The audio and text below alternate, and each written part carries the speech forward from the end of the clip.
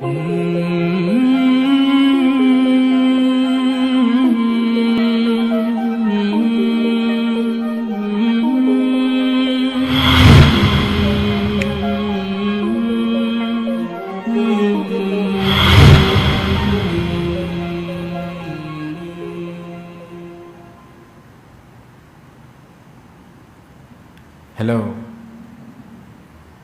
Hello. Anybody here? Jangan stres. Bukan tuan puan yang masuk dalam kapal paus, Nabi Yunus. Okey, baik. Itu yang pertama. Yang kedua, yang kedua ialah tasbih. Bagaimana Allah Azza wa Jalla melalui nabinya Nabi Yunus alaihissalam semacam nak bagi signal kepada kita. Nah, kamu wahai hamba aku, di saat diuji dengan musibah, sehingga kamu terperangkap, yang istilahnya PKP, istilahnya lockdown. Kalau dulu perut ikan paus, kalau sekarang zaman COVID-19, kamu dikehendaki secara spesifikasinya berdoa kepada aku dengan batang tubuh doa, wording ayat aku beri kepada kamu, iaitulah tasbih. Subhanak la ilaha illa anta subhanaka. Maka nak tak nak meraih kepada suasana yang berlaku hari ini, tentunya tidak ada buah zikir yang paling bagus untuk kita lantun memanjang kecuali zikir ini. La ilaha illa anta subhanaka inni kuntu minaz zalimin. La ilaha illa anta subhanaka inni kuntu minaz zalimin. Sepatutnya ini yang berkumandang ni. Pergi sana, la ilaha illa anta subhanaka inni kuntu minaz zalimin. Pergi ke pejabat, pergi ke masjid, pergi ke surau, pergi ke taman permainan, yang banyak lantun zikir ini. Buka radio, la ilaha illa anta. Apakah indikator itu capai maksud dia? Ataupun kita tak nampak apa? Sunyi jugalah ustaz. Telinga kanan, telinga kiri tak mendengar pun bising dan bengitnya zikir la ilaha illa anta subhanaka inni kuntu minaz zalimin. Sedangkan Allah Maha melihat ni, Allah Maha mendengar ni. Allah nak tengok, okey, sejauh mana kamu melantun-lantunkan zikir ini. Tengok, sama je. Yang banyak tengok WhatsApp, yang banyak update status kat Facebook, yang banyak tengok YouTube. Itu namanya habis keboreh. Nampak bagaimana dengan musibah kita gagal untuk membuat pull back kembali kepada Allah Azza wa Jalla. Nah, itu yang kedua. Yang ketiga ialah taubat. Ni Ustaz pergi laju-laju ya. Nabi Yunus setelah dia perasan, wah, tauhid aku ni kena upgrade lagi ni biar betul-betul solid. Kemudian aku juga mesti cover dengan memperbanyakkan tasbih. Dan daripada situlah Nabi Yunus taubat. Inni kuntu minaz zalimin. Aku termasuk di kalangan orang-orang yang zalim. Taubat. Kenapa Nabi Yunus taubat? Sebab senang jawapan dia, iaitu ambil satu kata kunci. Tidak ada perkara yang paling berbahaya dalam hidup kita kecuali dosa yang kita lakukan. Ini yang paling berbahaya.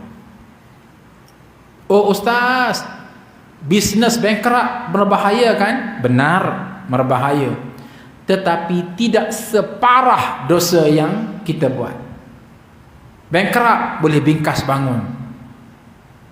Oh ustaz, orang fitnah saya pun bahaya kan? Siapa orang cakap berlaku cerai berai saya dengan isteri saya, siapa orang cakap maruah saya hilang. Benar, bahaya. Tapi tidak separah dosa yang kita lakukan. Kenapa? Contoh, orang fitnah kita, daripada kita ini Masya Allah memiliki segala-galanya, sehingga kita ni nothing, hilang segala-galanya. Tapi ingat, kalau kita ni siapa kepekat mati kerana fitnah, akhirat kelak kita dapat pahala di fitnah. Kok silap hari bulan kerana fitnah, kerana kita menjadi mangsa fitnah, itulah kita boleh masuk syurga Allah. Maknanya hujung jatuh baik. Tapi dosa tidak begitu. Di dunia tidak baik, di kubur tidak baik, di padang mahsyar tak baik. Hujung, the end of the day, hidup kitanya masuk neraka, kemuncak tidak baik. Kerana itu disebut oleh ulama, seseorang yang melakukan dosa, hidupnya sangsara, samalah seperti seseorang yang menabur paku payung di jalanan. Paku payung macam mana? Ni orang KL tak kenal paku payung. Dia tahu burger, McDonald, GrabFood. Paku payung ni paku payung lah. Paku untuk apa, biasa digunakan untuk paku atap kan. Yang cari sendirilah dalam Google. Taburkan paku payung di dalam, syum, bahagian tajam tu ke atas. Lantas ambil kaki kanan kita, angkat, cari mana bahagian atas tu, letak betul-betul di tapak kaki, pijak. Sakit? Pasti. Menderita? Pasti. Wah, tak cukup, angkat kaki kiri pula, cari mana bahagian paku yang tajam tu, kemudian pijak.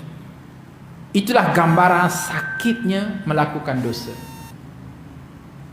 Jadi hadirin sekalian, nak tak nak, dalam konteks kita ini, semua kita kena mengaku kita buat dosa. Azhar Yaakob, pengurusi suara ikhwan, imam, makmum, tu dia. Siapa lagi? Keluarga kita masing-masing, masyarakat, yang di Petua Agung, Raja-Raja Tanah Melayu, Perdana Menteri, Menteri Kabinet, Menteri Besar, apa lagi? Esko, ADUN, Ahli Dewan Undangan Negeri, mana lagi? MP, Member Parlimen, Executive Level, DO, Pegawai Kerajaan, orang muda, orang tua. Tu dia, biar kita makan serata malam ni. Semua kena mesti akur bahawa kita semua buat dosa. Dosa kita mungkin dengan Allah, dosa kita mungkin dengan manusia, dosa kita, dosa hati kita, dosa kaki tangan kita. Maka nak tak nak kena taubat kembali kepada Allah. Maka perkara lah kita kena alert. Inilah dia kata penyelesaian secara spiritual. So hadirin sekalian, cuba bayangkan kalau adalah pihak government bercakap dengan nada ini. Buka TV pukul 10 malam ni, katakanlah Azhar Yaakob PM pada hari Selasa ini.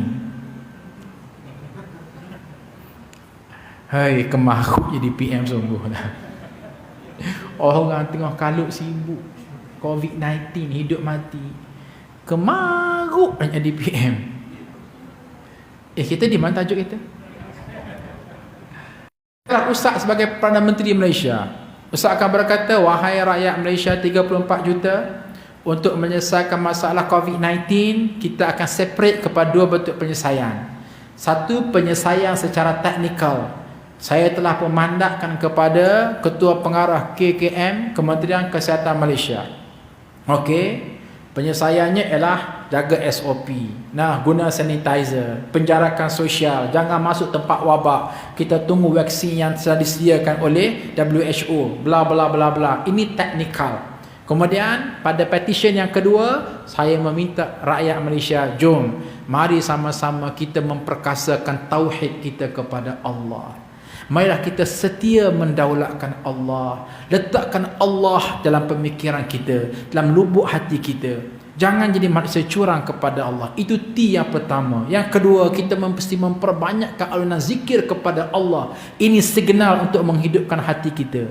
Dan yang ketiga, jom mari kita sama-sama bertaubat, membuat U-turn kembali ke pangkal jalan. Tidak aib kita melakukan dosa rakyat Malaysia. Yang aib kita tidak membuat U-turn kembali ke pangkal jalan. Ya Allah, kalau statement ini dipacu, berada dalam medium perdana, Masya Allah. Rasa sejuk tau. Sejuk. Allah maha melihat ni. Allah campakkan COVID-19 dengan maksud seolah-olah Allah nak beritahu begini, wahai manusia, aku campakkan kepada kamu COVID-19. Sekarang aku buat kerja aku, kamu buat kerja kamu. Apa kerja aku? Aku createkan satu virus namanya COVID-19. Itu kerja aku. Apa kerja kamu? Kamu dikehendaki melalui COVID-19 itu kembali kepada Allah dengan 3T. Banyakkan tauhid, banyakkan tasbih, banyakkan taubat. Bila kamu buat kerja kamu, aku akan rilis masalah kamu, berikan solusi yang terbaik. Apakah payah bagi Allah Azza wa Jalla untuk menghancurkan COVID-19? Sangat mudah. Langit dan bumi Allah Ta'ala boleh buat. Bahkan Allah ini hebat tak hebat, menciptakan kita ini minal adam ilal wujud. Daripada tidak ada, ada. Itu pun Allah boleh buat. Ini kasar qadar COVID-19 yang juga makhluk ciptaan Allah.